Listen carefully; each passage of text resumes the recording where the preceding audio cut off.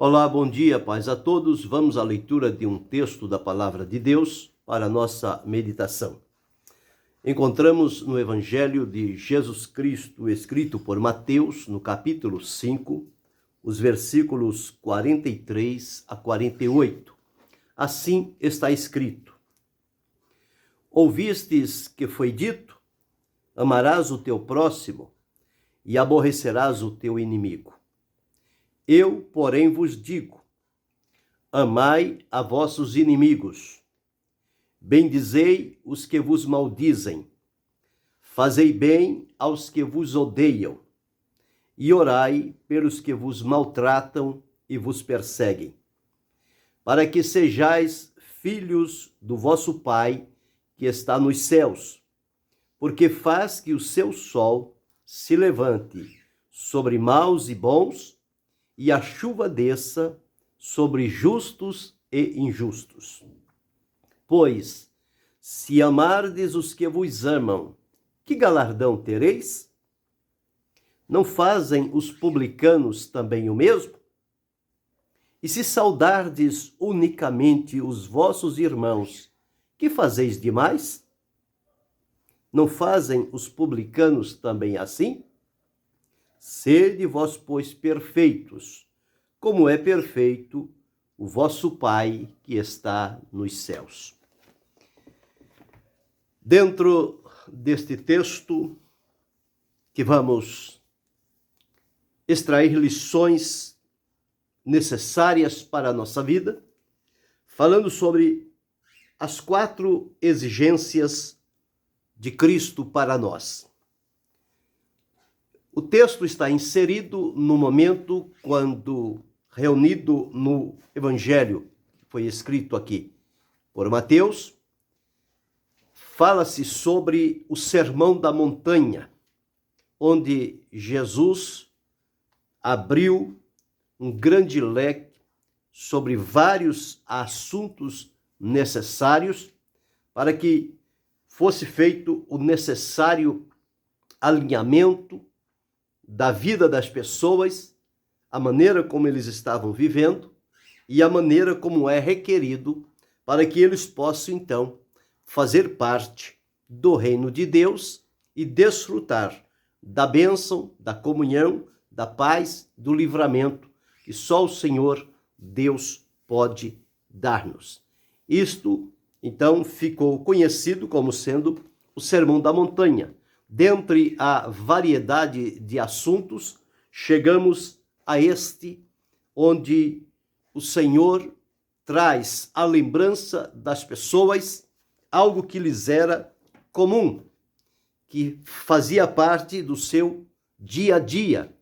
Porque nós observamos o Senhor Jesus dizendo: ouvistes que foi dito, amarás o teu próximo e aborrecerás o teu inimigo.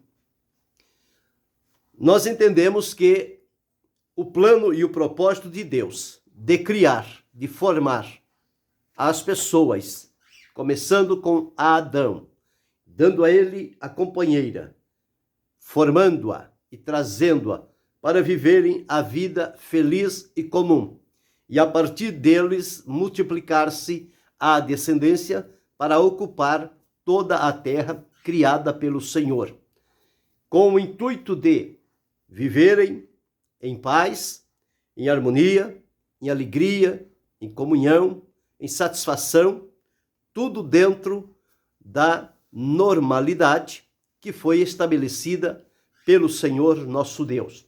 Porque Deus, ele não é o Deus de confusão, ele não é o Deus de inimizade, ele não é o Deus separatista, ele é um Deus único. E ele é santo, é soberano, é poderoso, é maravilhoso. E decidiu partilhar algumas dos seus atributos com aquele que ele criou por sua imagem e semelhança. Mas a palavra de Deus mostra o grande desastre que aconteceu lá no Jardim do Éden, quando da indução de Satanás, personificado numa serpente que falava, enganou, seduziu e levou à prática da desobediência que configurou-se uma transgressão, um erro gravíssimo diante da presença de Deus, significou considerar a Deus como não verdadeiro, porque Deus havia dito uma coisa e o adversário disse outra. E aquele homem e aquela mulher deixaram-se levar pelo que o adversário disse, descrendo do que Deus havia dito. E a justiça de Deus foi preciso ser feita. Deus os chama, os responsabiliza, dá-lhes o julgamento e as consequências necessárias, o lança fora do jardim do Éden. O homem perde a paz, perde a alegria, perde a comunhão, perde a eternidade, perde tudo quanto Deus tinha depositado à vida dele e vai andar e viver agora como errante, moribundo, por este mundo afora, como alguém que não tem uma orientação correta para a vida, porque agora ele estará debaixo de o poderio do inimigo que lutou e conseguiu trair-lhe o coração, e agora, debaixo daquela escravidão do adversário, o ser humano tornou-se obrigatório a prestar-lhe obediência, vivendo uma vida de sofrimento, de tristeza, de incompreensões, de dificuldade, e a partir dali começaram a vir as pelejas, as guerras, os embates, as inimizades, enfim, tudo isto alimentando o confronto e a oposição e também a rivalidade entre as pessoas. E nós encontramos que o primeiro ato, depois que o homem saiu do jardim do Éden, que a Bíblia registra, foi um irmão levantar-se contra o outro, puramente por inveja, e matá-lo, tirar da sua frente. A partir dali, este tipo de situações começaram a repetir-se, multiplicando sobremaneira. E a partir de então, nós observamos toda a prática de maldade, corrupção, violência e engano que tomou conta do ser humano, a ponto de o Senhor Deus decidir destruir aqueles que haviam se corrompido diante do Senhor, porque a sua iniquidade tinha cheirado mal às narinas de Deus. E Deus, então, decidiu, escolheu a Noé e disse que aquela gente, aquelas gerações seriam destruídas de sobre a face da terra. Isto aconteceu. Veja a que consequências leva o estado de separação de Deus e os sentimentos que se criam no coração das pessoas. Passado aquilo, Deus então, através de Noé, faz uma aliança e começa novamente a multiplicar a descendência, as famílias sobre a terra. Mas não tarda muito, chega lá a época de Sodoma e Gomorra, eles estavam novamente envolvidos naquela situação complicada e difícil. Deus decide destruir Sodoma e Gomorra com fogo e enxofre. E daí nós encontramos ao longo de toda a história secular e bíblica como as coisas se desenvolveram. E chegamos então aos nossos dias, que vemos claramente diante dos nossos olhos a maneira como a maldade tem se multiplicado no meio das pessoas e a vivência entre elas não tem sido uma coisa fácil de se conseguir. A convivência tem se tornado difícil porque sempre vai existir nenhum coração que não está ainda submisso e colocado diante do Senhor Jesus, estas práticas exteriores da vida, como sendo odiar o inimigo, maldizer, fazer mal e também não pedir misericórdia de Deus, mas pedir justiça. Então isto é o que está dominando a sociedade desde a saída de Adão do Éden até o último dia em que a humanidade estiver aqui na Terra. Então, observamos isto, quantas maldades e corrupções que nós encontramos nos nossos dias. Já o apóstolo Paulo, ao escrever a Timóteo, ele deixou registrado como seriam as coisas nos últimos dias.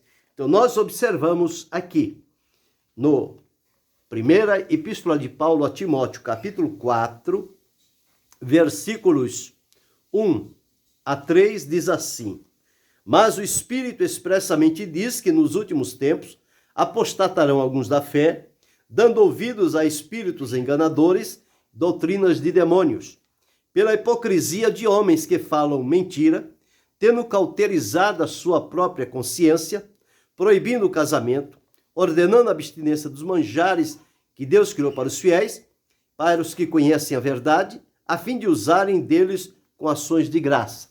E qual era o comportamento que as pessoas viviam? Em 2 Timóteo, no capítulo 3, os versículos 1, a seguir está escrito assim: Sabe, porém, isto, que nos últimos dias sobrevirão tempos trabalhosos, porque haverá homens amantes de si mesmo, avarentos, presunçosos, soberbos, blasfemos, desobedientes a pais e mães, ingratos, profanos, sem afeto natural, irreconciliáveis, caluniadores, incontinentes, cruéis, sem amor para com os bons, orgulhosos, mais amigos dos deleites do que amigos de Deus, tendo aparência de piedade, mas negando a eficácia dela. Destes, afasta-te. Então, observamos aqui como é que as coisas começaram a acontecer. E hoje, na maioria, o que se alimenta no coração é odiar, maldizer, fazer mal e desejar vingança às pessoas que não se conseguem conviver entre si. Então nós observamos o Senhor Jesus, uma certa ocasião, ele disse que do coração do homem parte ou saem aquelas coisas que realmente vão trazer-lhe dificuldade, ao dizer que a boca fala do que o coração está cheio. E o que é que parte do coração? É exatamente isto: o engano, a maldade, os maus pensamentos, o desejo de vingança, o desejo de tolir e tirar a vida da pessoa. Tem sempre sido assim. Mas quando Jesus veio, enviado por Deus, ele então trouxe esta realidade e deu a definição de qual deve ser o nosso comportamento e a maneira de convivermos nesta terra junto às pessoas com as quais temos estas proximidades e podemos nos relacionar, seja os de perto, seja os de longe. Jesus, então, pontuou aqui 4 exigências que ele espera daqueles que se colocam na condição de serem filhos do Pai que está nos céus. O padrão para chegar à perfeição aqui na terra não é a perfeição absoluta. A perfeição absoluta pertence somente a Deus, mas é a perfeição relativa a cada um de nós dentro do tempo que o Senhor nos permite vivermos aqui na terra. Então, o dizer de antigamente era: amarás o teu próximo e aborrecerás o teu inimigo. Tudo para o teu próximo, nada para o seu inimigo. O bem para o seu próximo, o mal para o inimigo. Isto, o Senhor Jesus, então, fez o contraponto para impactar e mexer com as estruturas, porque um hábito, uma prática que vem sendo realizada há centenas, há milênios de anos, para removê-la do coração, só mesmo através de um choque, de um impacto na estrutura que movimenta e alimenta aquele tipo de comportamento. E exatamente foi o que Jesus disse.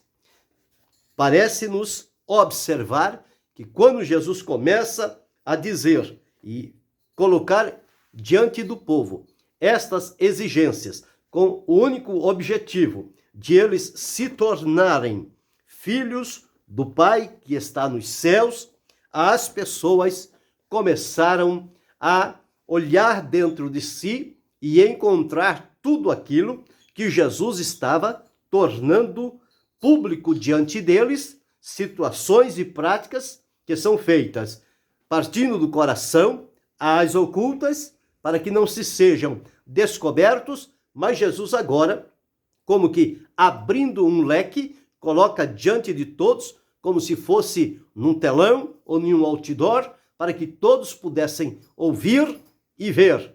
E em ouvir e ver, sentir na pele qual era a condição em que eles estavam diante de Deus e diante das pessoas, do próximo e daquele que ele considera também como seu inimigo. Então, partindo daí, as exigências do Senhor Jesus, elas levam para uma porta estreita e para um caminho apertado, e como diz a palavra de Deus, poucos são os que conseguem entrar pela porta estreita, ou trilhar pela porta estreita, ou trilhar pelo caminho estreito. Porque o comum é a maioria entrar pela porta larga e pelo caminho espaçoso. Mas o que é que diz a palavra de Deus? Aqueles que vivem e andam na porta espaçosa, na porta larga e no caminho espaçoso, certamente eles vão encontrar situações e problemas que os vão levar à perdição eterna, porque vão viver na prática da vingança, do ódio, da maldição, enfim, da oposição e da rivalidade entre si. Mas o que Jesus coloca, que se torna um caminho difícil e apertado, porém, ele não é impossível.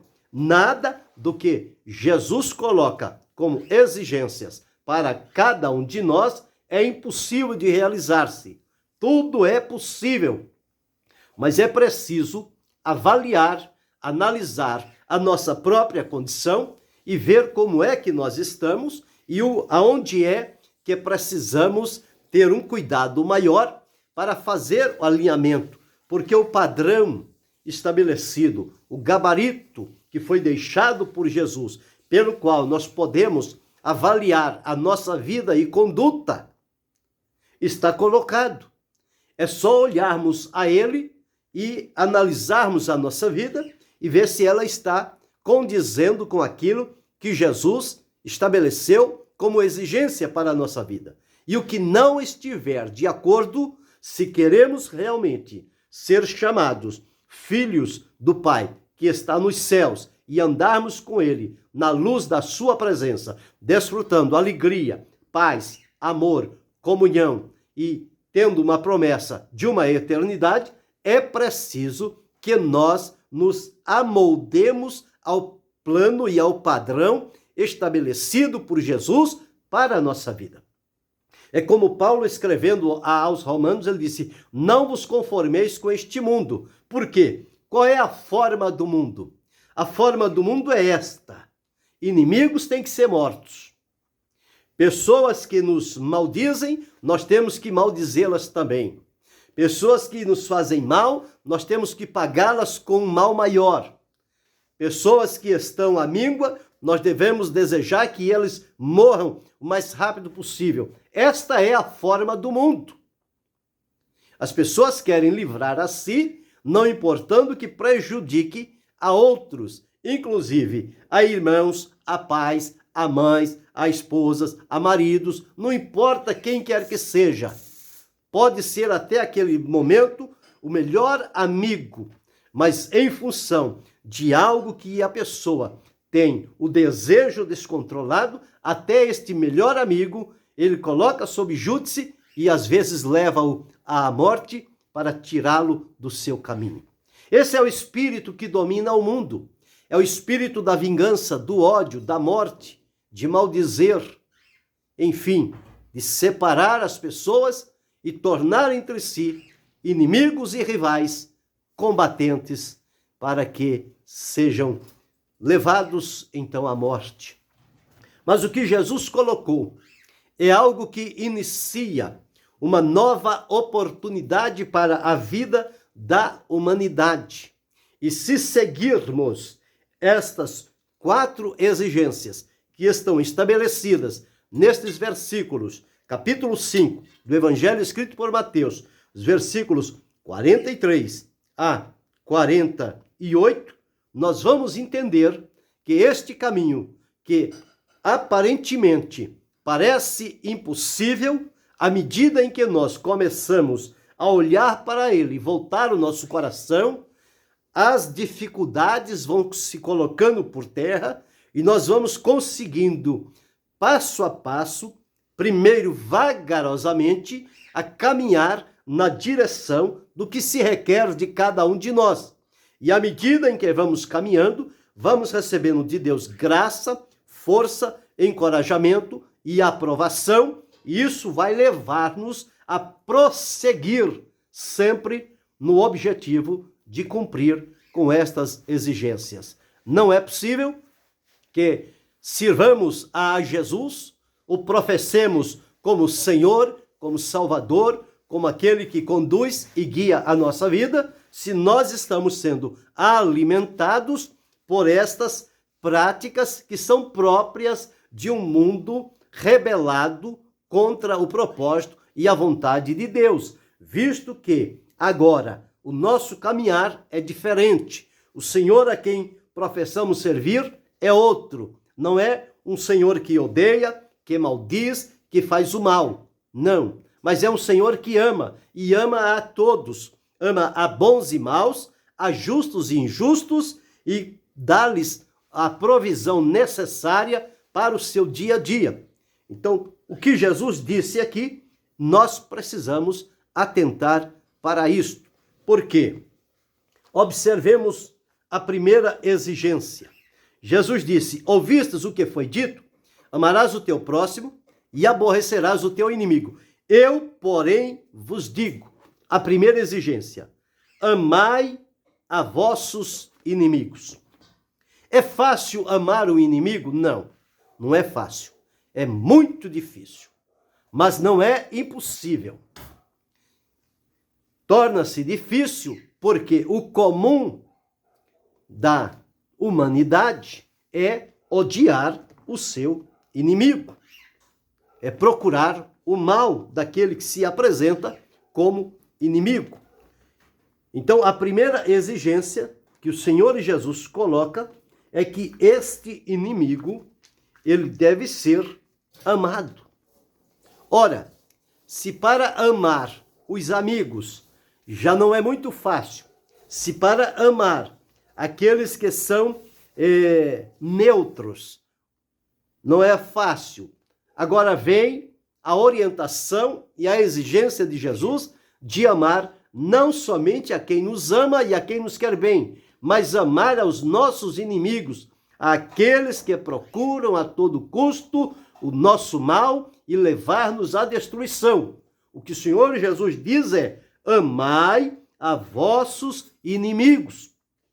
Eles devem ser amados. O amor de Deus na nossa vida, com o qual devemos amar os nossos inimigos, é a única força no mundo capaz de quebrantar um coração dominado pela vingança, pela inimizade e pela violência.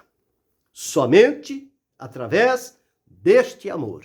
O amor não conhece barreiras, este amor de Deus. Violência não se combate com violência. Maldade não se combate com maldade. Deve ser o oposto destas práticas que são colocadas.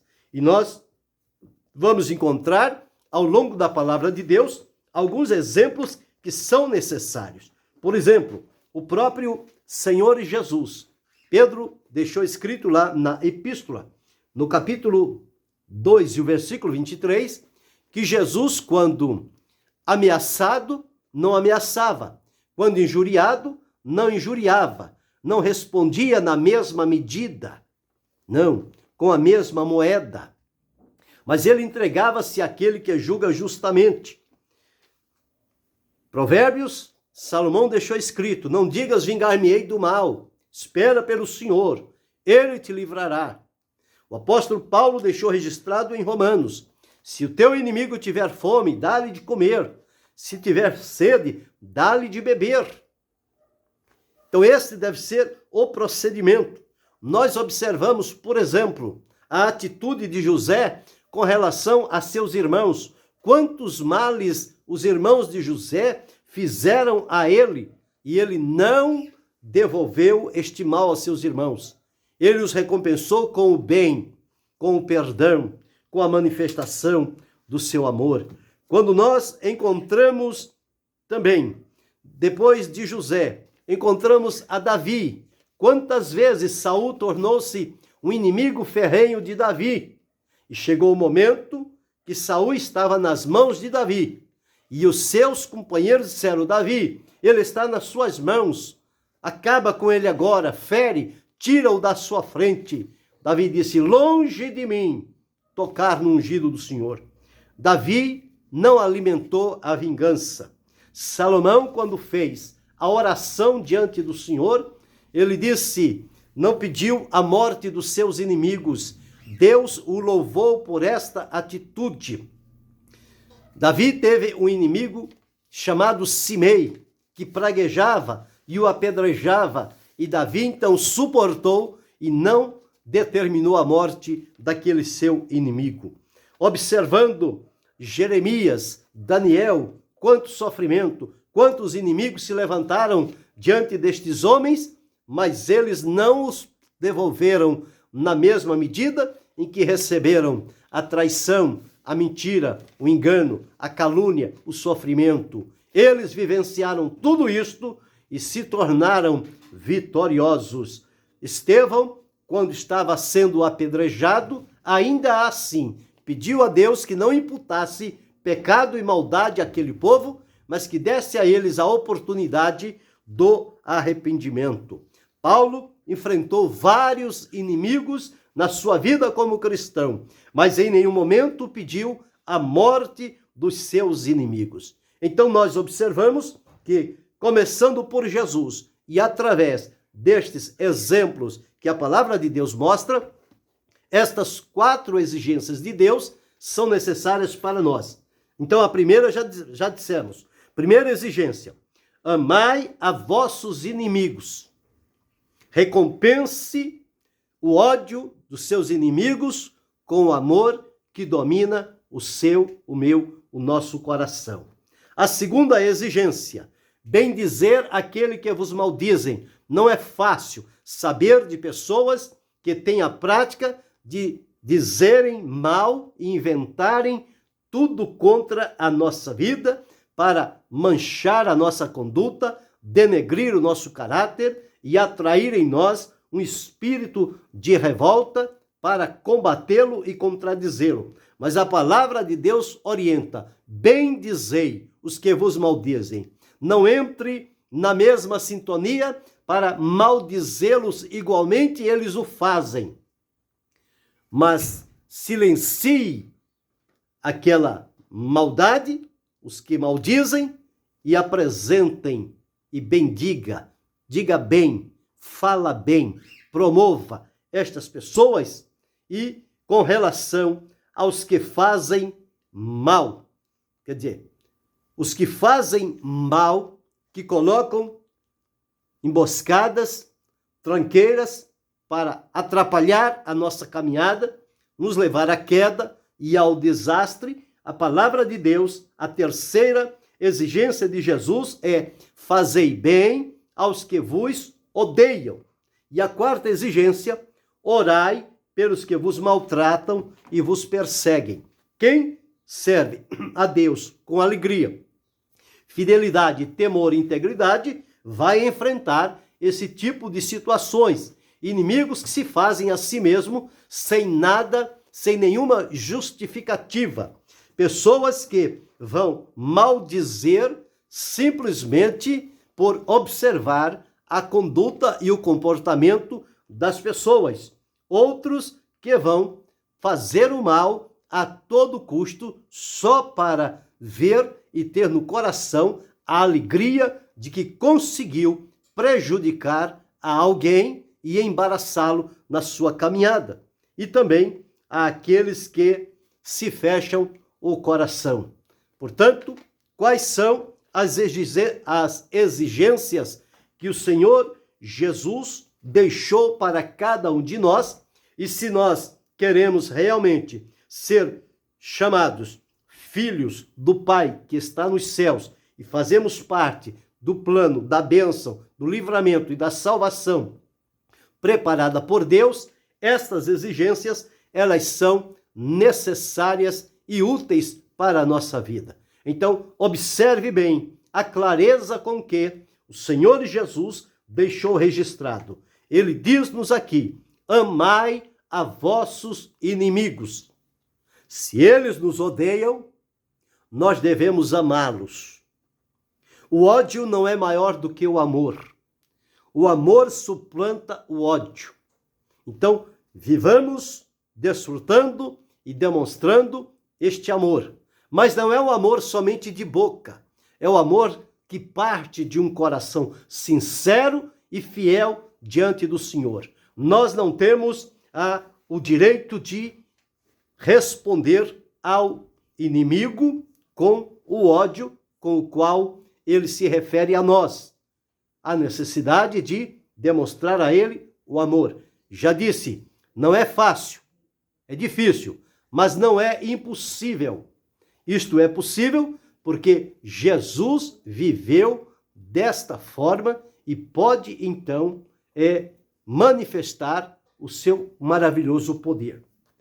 A outra coisa que observamos aqui, além de amar o inimigo, é bem dizer aquele que distribui por aí maldades contra a nossa vida, que procuram fazer o mal para nos ver prejudicar. Então, a palavra de Deus diz para bendizer os que vos maldizem e fazer bem a quem faz o mal. Quem faz o mal está fazendo pela indução do pecado, mas quem vive na presença de Deus aprendeu a praticar o bem. E, por fim, orar por aqueles que maltratam e perseguem. Não é maltratá-los e persegui-los à mesma maneira, mas é orar por eles a fim de que Deus os leve ao arrependimento, à conversão, e eles sejam, então, no encontro com Jesus, transformados, libertos, abençoados e passam a entender o que é que Deus requer deles. Portanto, as 4 exigências de Jesus para nós: amar os vossos inimigos, bendizer aos que vos maldizem, fazer bem aos que vos odeiam e orar pelo que vos maltratam e vos perseguem. Se entrarmos por este caminho e alinharmos a nossa conduta a estas exigências estabelecidas por Jesus, nós teremos a bênção de Deus, a paz, a alegria, a comunhão e a proteção de Deus e o cumprimento das suas promessas para a nossa vida. Que o Senhor ajude-nos e leve-nos ao entendimento e à prática destas exigências estabelecidas por Jesus a favor da nossa vida e para o nosso bem, tanto presente quanto futuro. Que Deus continue abençoando-nos em Cristo Jesus, não só hoje, mas para todo sempre. Amém.